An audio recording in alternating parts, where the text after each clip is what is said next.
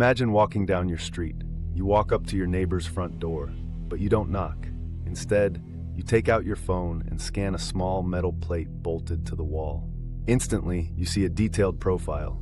You see household status, behavioral records, and official evaluations tied to the family. And right at the top, a number used to summarize their standing in the system: 6,402.4 points. This isn't sci-fi. This is happening right now in rural China. And the scariest part isn't that the government is watching, it's that this information is visible to the entire community. Why the countryside? Welcome to Panda Reports. Today we are looking at a new initiative sweeping through rural provinces. Now usually when Western media talks about Chinese surveillance, they show you high-tech facial recognition cameras in wealthy cities like Shanghai. But the countryside is a different world. It's vast, harder to police, and much poorer. The government can't afford a camera on every corner here. So instead, they are testing a cheaper, low-tech solution. In the Namen community where this was filmed, they call it the Civic Virtue Score. The official government slogan claims this system creates, and I quote, a new model of social governance based on co-construction and shared benefits. But if you look at the footage, it doesn't look like shared benefits. It resembles an asset labeling system applied to homes. As you can see, teams are going door to door, physically tagging homes like inventory. The goal? To link every physical address to a publicly visible civic profile. It goes beyond financial credit and extends into behavioral evaluation. And unlike a bank credit report in the US, you can't keep this private. It is literally bolted to your front door for any passerby to access. The HOA from hell analogy.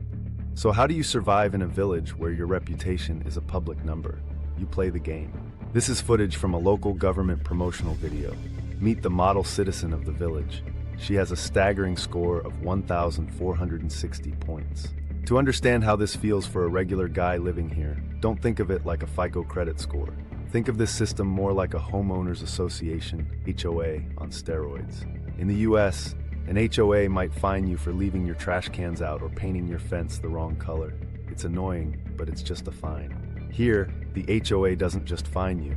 They scan your front door, see that you missed a payment or argued with a neighbor, and then publicly shame you on a billboard. Just like a toxic HOA, the system relies on your neighbors ratting you out to the authorities to gain points for themselves.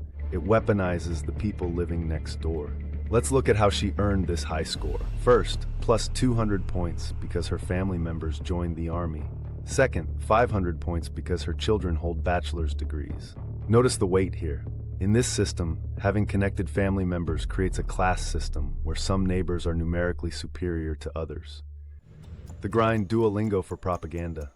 But here is the most telling metric. She earned plus 20 points specifically for studying Xi Jinping thought.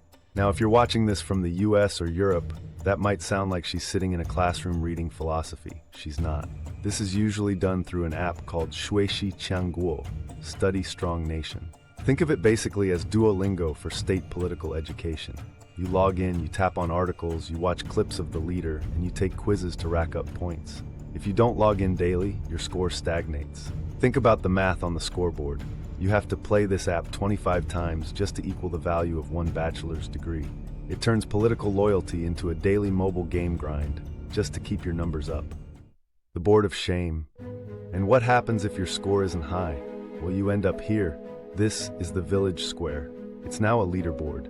If your score drops because you complained about a local official, or because you didn't play the app enough, you are humiliated in front of the people you have lived with for decades. It pits neighbor against neighbor. If you see a family with a low score, do you still lend them sugar? Do you let your kids play with theirs? Or do you stay away to protect your own points? This QR code system represents the final mile of surveillance. Cameras can watch the streets, but this makes sure that judgment follows you all the way to your doorstep. It effectively turns the entire village into a tightly monitored environment where social pressure enforces compliance. But what do I know? I'm just a panda. Make sure you're subscribed, then click here for the next one.